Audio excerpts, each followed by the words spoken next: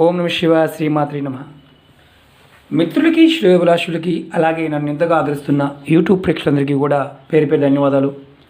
మిత్రులారా, మనం ఈ రోజున మన మనోసంకల్పాలు అలాగే సమస్యల నుంచి బయటపడడానికి అలాగే ఒక అద్భుతమైన ఫలితాలు పొందాలనుకునేవారు ఎవరైనా సరే మనం ఈ చిన్న ఉపాయాల ద్వారా అద్భుతమైన ఫలితాలు పొందవచ్చు.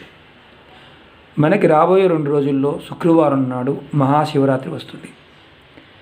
శివరాత్రి రోజున శివుడికి ఏ పదార్థాలతో అభిషేకించడం వల్ల ఎలాంటి ఫలితాలు వస్తాయి అంటే, అన్ని పదార్థాలతో చేసుకోలేని వారు కూడా ఏ విధంగా చేస్తే ఫలితాలు వస్తాయో తెలుసుకుందాం. అలాగే మిత్రులారా, ఈ వీడియోని పూర్తిగా స్కిప్ చేయకుండా చూడడానికి ప్రయత్నం చేయండి. చాలా చిన్న చిన్న ఉపాయాలు చాలా అద్భుతంగా పనిచేస్తాయి. ఇది శివరాత్రి రోజున చేసుకుంటూ అలాగే ప్రతి సోమవారం కూడా మీ ఓపికని బట్టి మీరు చేసుకుంటూ ఉంటే ఫలితాలు ఎలా వస్తాయో తెలుసుకుందాం.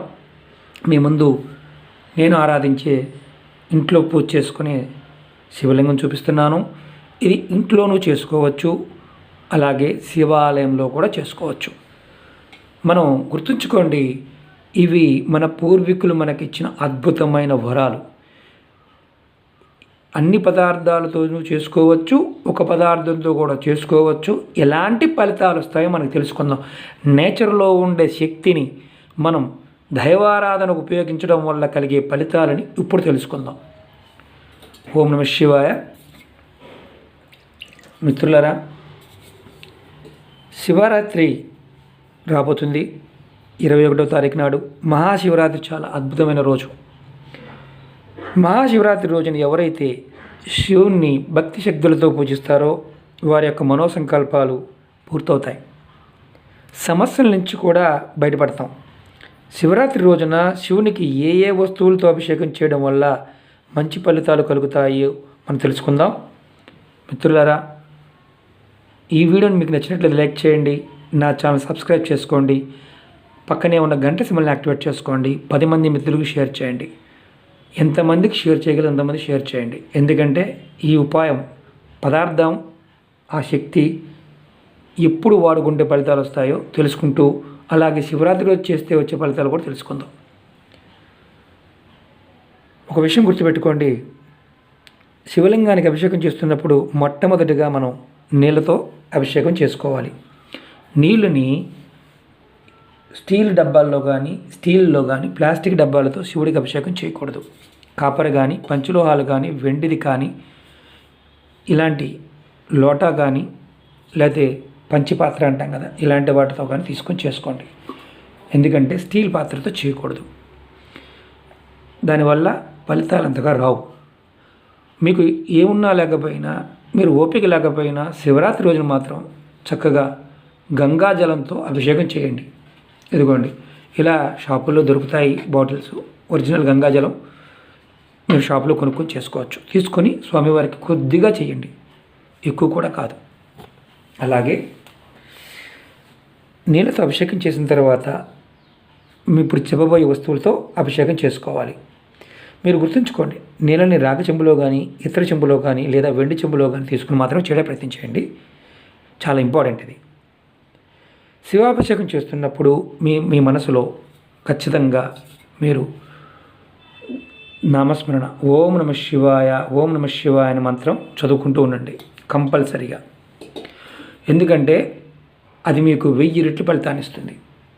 అలాగే శివరాత్రి రోజున శివుడికి అభిషేకం చేయాల్సిన వస్తువులు చెప్తాను మీకు. ఆవు పాలు మీకు చూపిస్తాను ఒక్కొక్కటి. ఇది ఆవు పాలు. అలాగే ఆవు పెరుగు, ఇదిగోండి ఆవు పెరుగు. అలాగే పంచదార, అలాగే ఆవు నెయ్యి, చందనం. మీకు చందనం ఒరిజినల్ చందనం చూపిస్తున్నాను, ఉపయోగం కూడా చెప్తాను.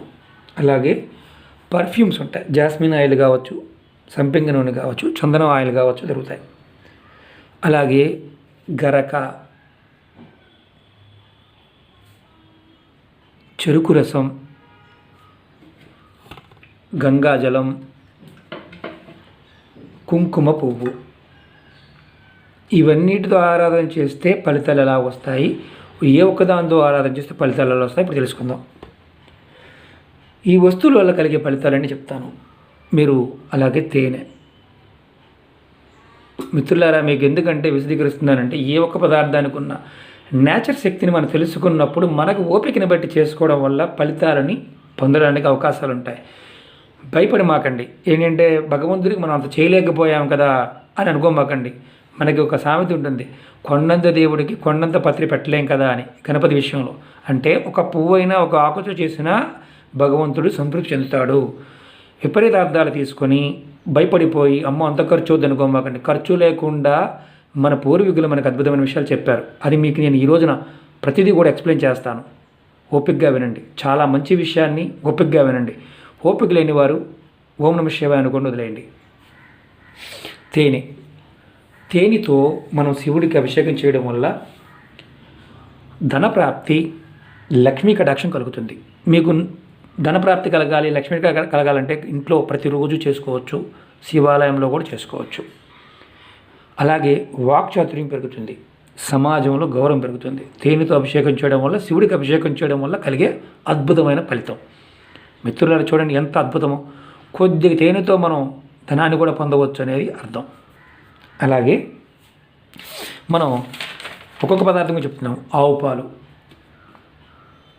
స్వామివారికి ఆవు పాలతో అభిషేకం చేస్తే ఎలాంటి ఫలితం ఉంటుంది? ఆవు పాలతో అభిషేకం చేయడం వల్ల సంతానం లేని వారికి సంతాన ప్రాప్తి కలుగుతుంది. అనారోగ్యంగా ఉన్నారనుకోండి, వారికి ఆరోగ్యవంతులుగా మారుతారు. యాక్సిడెంట్స్ లాంటివి జరగకుండా ఉంటాయి. మనం అనుకున్న పనులు నెరవేరుతాయి. మన ఆయు పరిమాణం పెరుగుతుంది. మిత్రులారా చూడండి ఎంత అద్భుతమైన ఫలితమో. స్వామివారికి ఆవు పాలతో అభిషేకం చేయటం వల్ల మనం ఎప్పుడూ కూడా ఏమనుకుంటుంటామంటే ఇవన్నీ వేస్ట్ చేస్తున్నారు అంటుంటారు. ఆ శక్తి ఆ రోజున అలా చేయటం వల్ల ఉంటుంది. ఎక్కువ కాదు మిత్రులారా, చిన్న కప్పుడు పాలు, ఓపిక ఉంటే చిన్న కప్పుడు చేయటం వల్ల సంతానం. చాలామంది మిత్రులు అడుగుతున్నారు సంతానం చెప్పండి అని. శివరాత్రి రోజున స్వామివారికి ఆవు పాలతో కనుక చేయడం వల్ల సంతానం పాయింట్ ఆఫ్ వ్యూలో అడ్డంకులు తొలగిపోయి మీకు సంతానం కలుగుతుంది. అలాగే ప్రమాదాలు జరగకుండా, యాక్సిడెంట్ జరగకుండా ఉంటాయి. అనుకున్న పనులు నెరవేరుతాయి. మన ఆయుష్ కూడా పెరుగుతుంది ఆవు పాలతో చేయటం వల్ల. చూడండి ఎంత అద్భుతమైన ఫలితం ఉందో. అలాగే ఆవు పెరుగుతో చేయడం వల్ల, అభిషేకం చేయడం వల్ల మీ భార్యాభర్తల మధ్య వైవాహిక జీవితంలో ఏమైనా ఇబ్బందులు ఉంటే ఆ ఇబ్బందులు తొలగిపోయి భార్యాభర్తల మధ్య అన్యోన్యత పెరుగుతుంది. సుఖ సంతోషాలు కలుగుతాయి ఆవు పెరుగుతో అభిషేకం చేయడం వల్ల. అంటే భార్యాభర్తల మధ్య గొడవలు అనేవి తొలగిపోతాయి. అలాగే ఆవు నెయ్యితో మీరు చేయడం వల్ల మీకు ఆత్మస్థైర్యం పెరుగుతుంది. అంటే మీ మీద మీకు నమ్మకం పెరుగుతుంది. మనం చేసే పనులు ఆటంకాలు ఏర్పడుతుంటే ఆటంకాలన్నీ తొలగిపోయి మనం అనుకున్న పనులు సకాలంలో పూర్తి చేయగలుగుతాం ఆవు నెయ్యితో చేయటం వల్ల. విడివిడిగా చెప్తున్నాను మిత్రులారా, మళ్ళీ చెప్తాను. అలాగే పంచదార వల్ల పంచదారతో అభిషేకం చేయడం వల్ల సుఖ సమృద్ధి, ఐశ్వర్యం లభిస్తుంది. చూడండి, పంచదారతో శివుడికి అభిషేకం చేయడం వల్ల సుఖ సమృద్ధి, ఐశ్వర్యం కలుగుతుంది. ఇవి ఏదైతే చెప్పానో ఇవన్నీ కూడా ఈ 5 వస్తువులు కలిపి చేస్తే పంచామృతం అంటారు. అందుకనే మనకి గుళ్ళో పంచామృతంతో అభిషేకం చేయించండి, అఖండ ఐశ్వర్య సిద్ధి, అన్ని కోరికలు నెరవేరుతాయని చెప్తారు. దాని అర్థం అది మిత్రులారా. అంతేగాని వేరే కాదు. మీకు ఓపిక ఉంటే ఏ చిన్న ఒక్క వస్తువుతో చేసినా ఆ సపరేట్ ఫలితం ఉంటుంది. 5 కలిపి చేస్తే అనంతమైన ఫలితాలు ఉంటాయి. ఈ పంచామృతంతో అభిషేకం చేయడం వల్ల మన మనసులో ఉన్న కోరికలన్నీ నెరవేరుతాయని శాస్త్రం చెప్తుంది. చూసారా మిత్రులారా, పదార్థానికి ఉన్న గొప్ప విశిష్టత. అలాగే మనం ఇప్పుడు చందనం గురించి, మిగతా వాటి గురించి తెలుసుకుందాం. చందనం నూనెతో కానీ, ఒరిజినల్ చందనంతో కానీ శివుడికి సాన మీద శివమంత్రం జపిస్తూ గంధం తీసి స్వామివారికి గనక సమర్పించినట్లయితే ఎవరైనా సరే ఉద్యోగాల్లో ఉన్నవారు ఇబ్బంది పడుతూ ఉంటే ఆ ఇబ్బందులు తొలగిపోతాయి. వివాహ సమస్యలు అంటే వివాహ సంబంధం కుదరట్లేదండి, మాకు చాలా ఇబ్బంది పడుతున్నాము అనేవారికి ఈ గంధం చక్కగా తీసి స్వామివారికి ఒరిజినల్ గంధాన్ని సమర్పిస్తే మీ వివాహ సమస్యలు కూడా దూరం అవుతాయి. అంటే ఆ ఆటంకాలు తొలగి వివాహం కూడా అవుతుంది. ఇంకొకటి ఏంటంటే స్వామివారికి మల్లెపూలతో తీస్తారు ఆయిల్, జాస్మిన్ ఆయిల్ అంటారు. అలాగే చందనం తీసే ఆయిల్, చందనంతో కూడా ఆయిల్ తీస్తారు, చాలా కాస్ట్లీగా ఉంటుంది.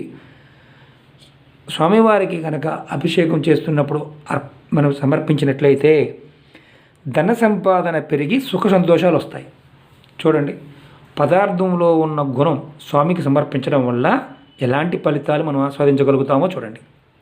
అలాగే బాగా గుర్తుంచుకోండి, శివునికి తెల్లని పువ్వులతో గనక అభిషేకం చేస్తే, పూజిస్తే, సమర్పించడం వల్ల వ్యాపారంలో కానీ మనం రోజు చేసే పనుల్లో ఇబ్బందులను కానీ ఎదుర్కొంటూ ఉంటే అవన్నీ తొలగిపోయి మీ పనులు పూర్తవుతాయి. ఒకటి మాత్రం బాగా గుర్తుంచుకోండి, స్వామివారికి మొగలి పువ్వుతో మాత్రం ఎప్పుడూ పూజ చేయకూడదు. అది మహాపాపం, శాపంగా మారుతుంది. స్వామివారి కోపానికి గురవుతాం. ఎందుకంటే తెల్లటి పువ్వులు అంటే చూపిస్తాను. ఇదిగోండి, ఇవి శ్రేష్టమైనవి, స్వామివారికి ఇష్టమైనవి తుమ్మి పువ్వులు. ఇవి గ్రామీణ ప్రాంతాల్లో ఎప్పుడు దొరుకుతూ ఉంటాయి. ఓం నమః శివాయ. ఇప్పుడు ఈ సీజన్లో దొరుకుతూ ఉంటాయి. శివరాత్రి రోజున ఈ విధంగా చేయడం వల్ల మంచి ఫలితాలు ఉంటాయి.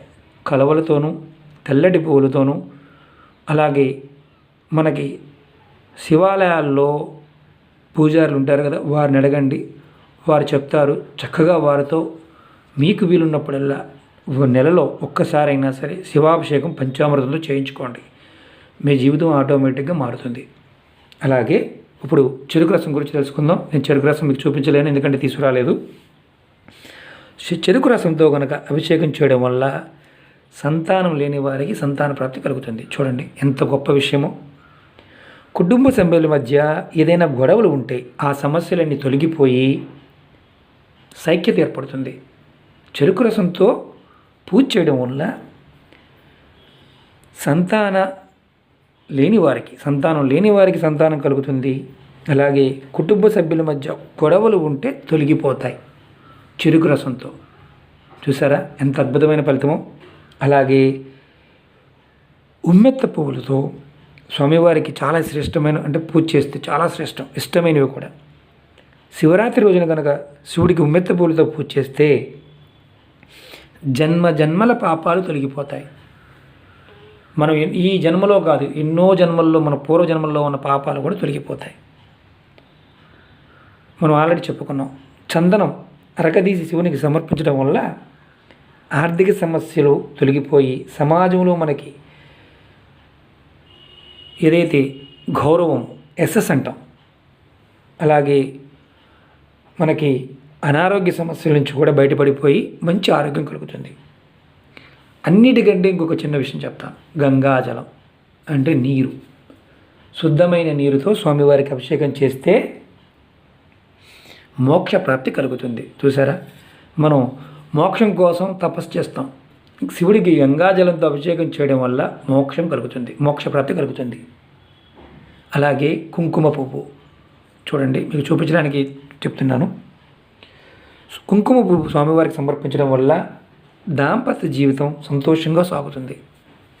అలాగే ఎవరినైతే జీవితంలో భాగస్వామి చేసుకోవాలనుకుంటున్నామో వారు మన జీవిత భాగస్వామిగా వస్తారు. అంటే దీని అర్థం ఏంటంటే, మనం ఇష్టపడ్డ వారు ఎవరినైనా సరే పొందాలి అనుకున్నప్పుడు వశీకరణాలు, మంత్రాలు అడుగుతుంటారు కదా. శివుడికి కుంకుమ పువ్వుతో అభిషేకం చేస్తే వారు మన భాగస్వాములు అవుతారు. అలాగే గరక, ఏమీ లేదండి, గరక స్వామివారికి ఓం నమః శివాయ. గరకతో గనక అభిషేకం చేస్తే దీర్ఘాయుషు కలుగుతుంది. ప్రతిరోజు శివరాత్రి రోజునైనా సరే 1-2 గరక పూసలు తీసుకెళ్ళి స్వామివారికి సమర్పించినా మీకు దీర్ఘాయుషు కలుగుతుంది. అలాగే అక్షింతలు సమర్పించడం వల్ల మీకు ధనవృద్ధి పెరుగుతుంది. అక్షింతలు దాని గురించి కూడా ముందు వీడియో చేస్తాను. అలాగే తెల్ల జిల్లేడి పువ్వులు, తెల్ల జిల్లేడి పువ్వులు పూజించడం వల్ల పితృదోషాలు ఉంటే తొలగిపోయి పితృదేవతల నుంచి వారికి మోక్షం కలుగుతుంది. వారికి మోక్షం కలగడం వల్ల మన జీవితంలో సుఖ సంతోషాలు పెరుగుతాయి. శివుడికి తెల్ల జిల్లేడు పువ్వులతో కనుక అభిషేకం చేయడం వల్ల శివరాత్రి రోజున మిగతా రోజుల్లో కూడా పితృదోషాలు తొలగి మంచి ఫలితాలు కలుగుతాయి. మిత్రులారా, శివరాత్రి రోజున ఏమి చేసినా చేయకపోయినా చూడండి, బిల్వపత్రం 3 బిల్వపత్రాలని స్వామివారికి సమర్పించండి. ఖచ్చితంగా చేయాల్సిన పని. మీరు ఇవేది చేసినా చేయకపోయినా స్వామివారికి శివరాత్రి రోజున మాత్రం 3 బిల్వపత్రాలను కనుక సమర్పించండి. ఖచ్చితంగా మీరు మనోవాంఛలు మీ మనసుని ఆ స్వామివారి వైపు తిరిగి మీ అదృష్టాన్ని మీరు మార్చుకున్నవారు అవుతారు. ఇంకోటి గుర్తుంచుకోండి, శివరాత్రి రోజున ఖచ్చితంగా ఆవు నేతితో స్వామివారి ముందు దీపారాధన చేయండి. ఏకవత్తు దీపారాధన చేయండి. సకల ఐశ్వర్య భోగభాగ్యాలు కలుగుతాయి. చూసారా?